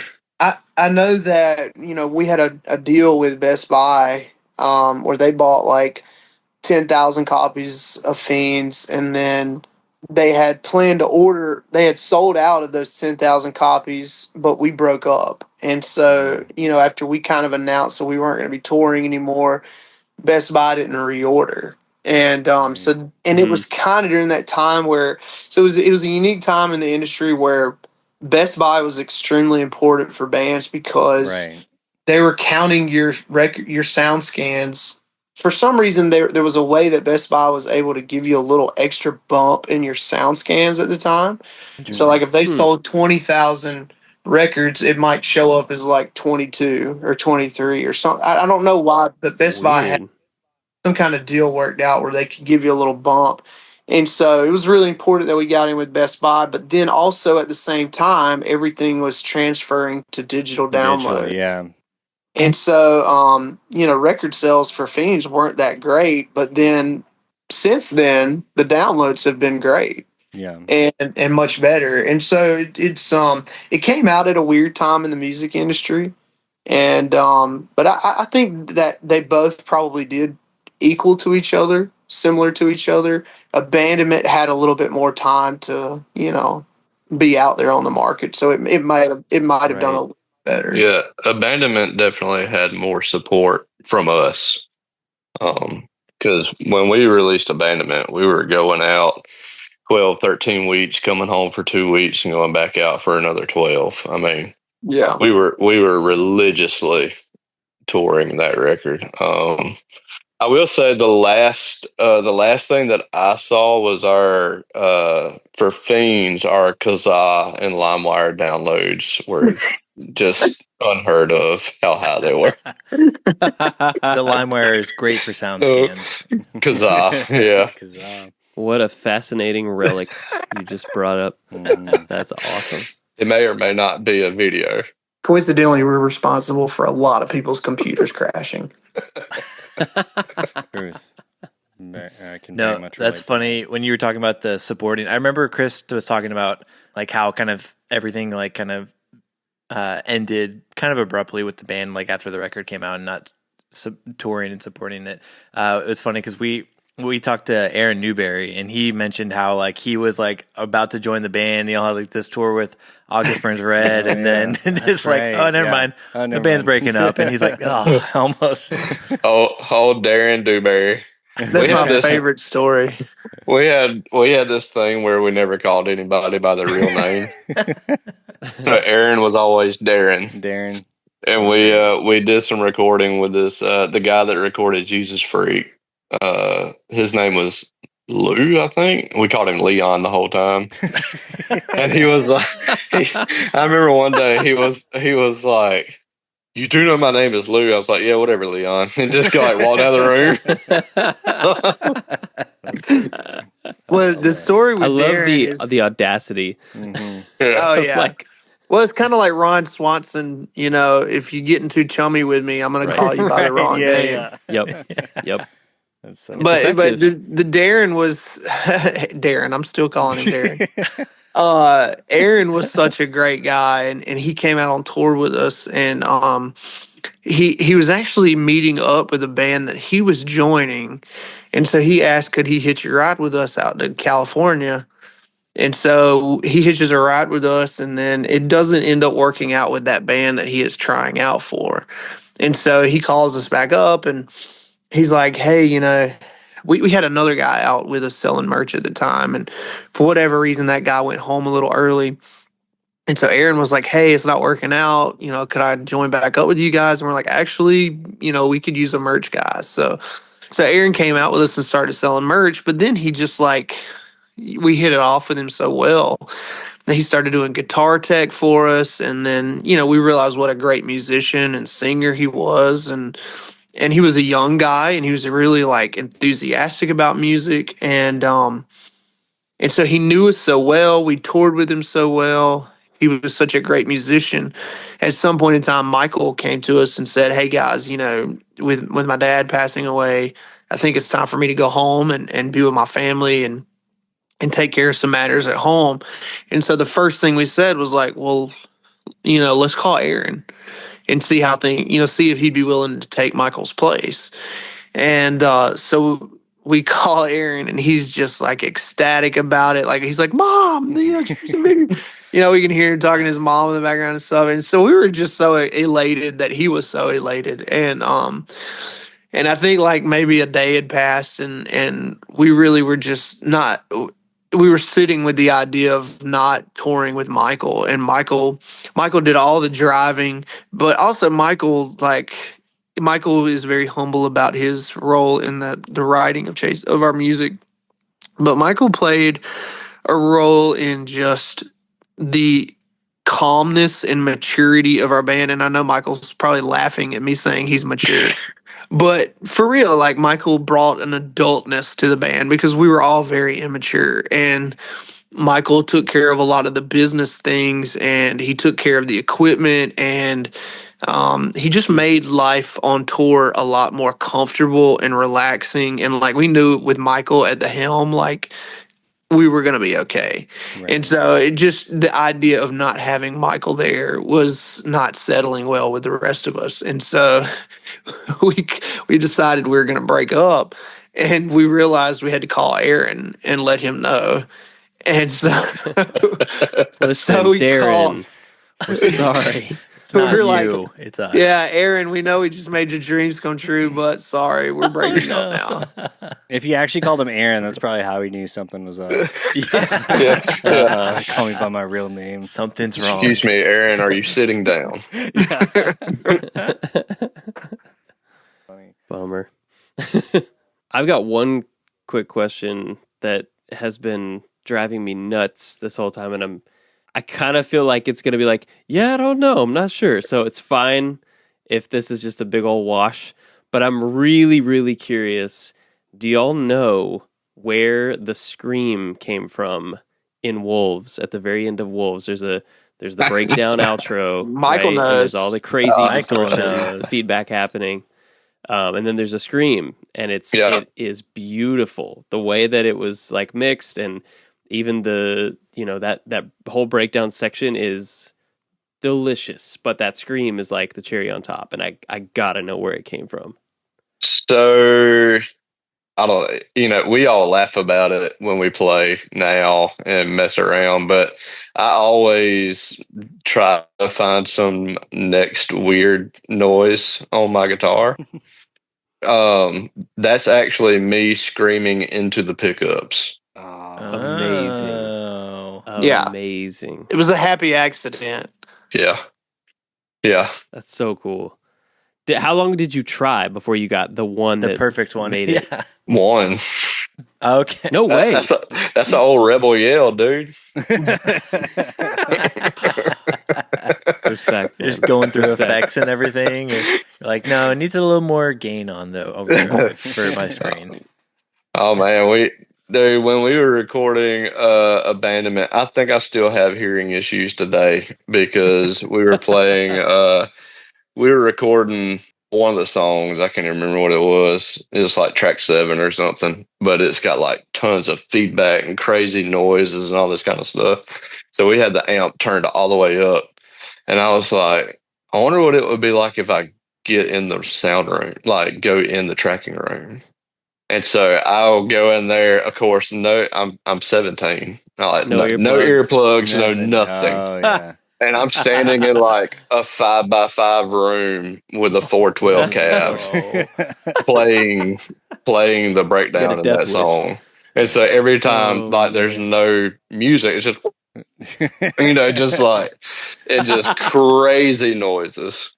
But yeah, that's like, I don't know. I don't know. It's probably like watching Rage Against the Machine, and he like plays a little solo using the input on his guitar cable on the pickup at different places and stuff. Ever since then, I've just like always just tried random stuff to see what it does. Yeah, That's great. It's what we call commitment to craft, Michael. We applaud you for it. It's funny. Like in the break before the scream into the pickups, like I hit the strings between the neck nut and the tuning pegs and stuff. Yeah, it's so cool. That whole section is, it feels really special. Like I don't know if it's like, it feels like the kind of thing that you couldn't recreate if you tried. Yeah. Here's a little This is Easter awesome. egg for you guys on Fiends and Michael, you can correct me if I'm wrong on this, but one thing that this was Danzler's brainchild was we recorded a lot of those rhythm guitars on Clean Channel. Yes. Really? Oh, wow. Yeah, so we basically we didn't use like overdrive or distortion pedals or anything like that. We basically just took like a PV 5152 and a like a Marshall 412, and we just cranked them up to as loud as we could, Wow, that's cool. and we Crazy. we captured that raw gain just in those amps, and but we did a lot of that clean, and I think that was one of the uniqueness to one of the unique sounds of that record was that it wasn't full of like a lot of saturated distortion, like a lot of those heavier records, and it made space in the mix for vocals, and that's why I was able to try, because my vocal range, that's maybe one of the reasons why I am so particular about it, is my vocal range. Now that I've recorded myself, I've learned that my vocal range falls in the mix with guitars a lot, and it's hard to hear it over the guitars, which is why I sing with like such a high. I try to go so high to try to find a space for my voice. But it was something about those clean channels that freed up space in the mix for my vocals and made the vocals stand out even more. And so we the rhythm guitars were less prominent in that album. We focused a lot on the lead guitars and like giving them unique sounds, but also like giving space for vocals and bass and other things. Whereas Abandonment was 3 rhythm guitars playing 3 different things and just a wall of guitar noise. Yeah. We used on Fiends most of the distortion. Any distortion that there was pretty much natural breakup of the amp. That's cool. And the bass is what carried most of the distortion. Yes. I mean, we put like a tube screamer and a big muff on the bass. There you go. What else can you- And that's where most of your distortion comes from. I mean, obviously, you know, when you get into like harmonics and pinches and like crazy sounds and like the scream and wolves, you know, we would like, you know, go crank the amp up, you know, whatever, gain on 6 or 7 or whatever, and do that one thing, you know. But that, See, Michael, like Adam that- said, even that's what that- kept it even from that- breaking up. little comment speaks to what Adam was talking about, how you're the mature one in the band. You said we cranked them up, gain at 6 or 7. I'm like, that's the most grown up thing I've ever heard. The restraint. Yeah. Well, I will say, when it comes to good, when we were in high school and they were like, you know, what are you going to do after school? All this kind of stuff. I was like, I'm touring, and if once I'm done touring at like 50, then I will like go like work in some studio and just do freaking tones all day. Yeah. And so I love doing that. And for whatever reason, my niche on tones is this music. So yeah, Love I it. mean, I could tell you right now, my lows are on 10, my mids are on about 4, and my highs are on about 6, and my gain is going to fall somewhere between 3 and 5. That's great. Is going to be freaking sky high to get that breakup. That power tube distortion. Yeah, man. I mean, when we had a PV sponsorship of Fernandez, Fender, and Gibson, and when we went into Fiends, we went in. I played a 5152 with a Bogner. Chris played a 6505 with a Marshall cab. So PV's like headquarters or whatever is in Nashville. So we went over there and they were like, grab any amp and cab you want. So we come back to the studio with like 10 amps and like 12 cabs. Oh man. All It's a different deal. stuff. Yeah. They had no idea what they were doing, letting us do that. Every single song on Fiends is the 5150 and the Bogner. Oh wow. Nothing else. Every time Yeah. we would be like, that's kind of cool. Then we'd track it and be like, No, that's just and the 5150 and the Bogner would sound really cool on this, you know, and we would always go back to it. Chemistry. Yeah. I don't know, dude. It's crazy for whatever reason. Like we found that one tone and fell in love with it. Yeah. So that works. That's great. yeah. All right. Well, gentlemen, we won't keep you too much longer. I think we're gonna wrap it up here. Josh, do I do the outro again? What do we do? What are we doing? What do we? We're in Uncharted, no idea. Uncharted waters. territory. Yeah. Ah, Yeah. Bonus content. I do want to say personally, whenever we kind of first started this podcast, we like picked like our wish list records of what records we want to cover or whatever. So I think we all like kind of picked 10 or whatever. And this is one of the records that I was like, I want to talk about Fiends. Yeah. So like getting to talk about it with y'all has been so cool because That's awesome. Yeah. I love this record and I was really excited to one, just talk about it on the podcast, but then it's like, oh, we get to talk about it with the guys who made it. That's the best. So That's cool, man. Thank was you, super man. fun. I appreciate It was that. also a big one for me. So it was Yeah, cool. no, 'cause, you like, guys. Josh This is a and big I- deal because TJ is our least heavy music guy. What you're? Yeah. we. I'm often more say like the he's- lyrics driven, like folk kind of Yeah. stuff. So the and fact that indie you guys rock. made a record. No, that, I was that TJ shocked loves. This was whenever a big TJ said that album he for loved me. this record. I was like, TJ, you like Fiends? All right. Like, Yeah, That's dude. funny. That's fun. Maybe we're just, you're just identifying with me, TJ, because I listened to Seventh Star, Comeback Kid, Figure Four, There you go. and nothing but country music other than that. There you go. Exactly. Like, Phil Cody Seen. Johnson, all those guys. Like, that's what I listen to. But there's some stuff that just hits, and Yeah. this album was one of those. So, and it's cool because like Josh and I feel like don't have albums that overlap that Kylan might not also be as familiar with. So this is kind of a unique occurrence for us Yeah. on the podcast. Yeah, it was Yeah. unique. That's cool. So, all That's that to cool. say, I we appreciate it. You guys. Can I, Michael? I'm gonna say a little teaser right now. I might get in trouble with the rest of the guys, but I was wondering if it was going to come up. it's really been great to talk with you guys, and I've enjoyed talking about Fiends. I've never really talked about Fiends in this kind of breakdown before, so it was really cool. But it's coming at a cool time too, because Chasing Victory we've been writing very heavily lately, Awesome. and you know, we've written a lot since we, officially stopped being a band, I guess, in 2007 or whatever we call that. Stopped touring.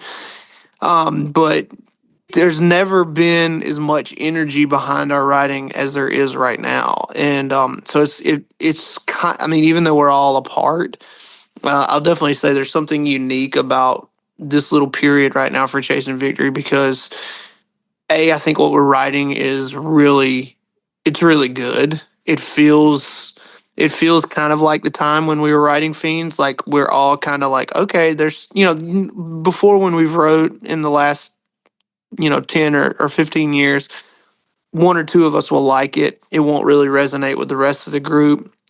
And even sometimes we've put some stuff out that we weren't all so sure about. But I feel like right now, like we're all We're on the writing. same page. Yeah, we're all on the same page. We're having fun with it again. Sweet. Like when we're mixing and doing demos and stuff like that. Like when we get excited about it, and it's like I can't wait to show the guys the next mix, or can't wait to hear what they've got to add to it. So it's just coming at a cool Yes. time. Like so be on the lookout. Chasing Victory is potentially going to be putting out some music very soon. All right. Love that. Hell yeah.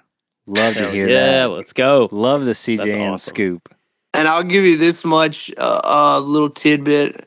One thing that we've really been focusing on is like we've played Furnace Fest a couple of years ago, and it was the first show we'd played in a while. And I'm sorry, I know you guys got to go, so I'll keep this short. But it made me realize, like, let's write songs that we want to play live again.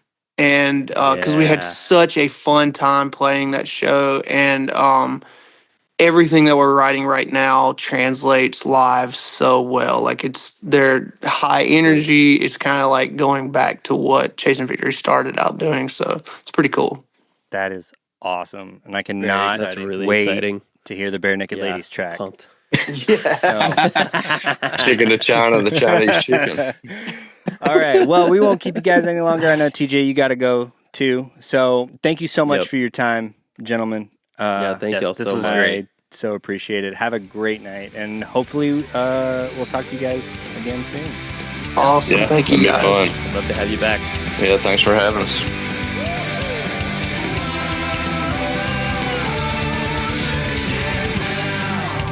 Church Jams.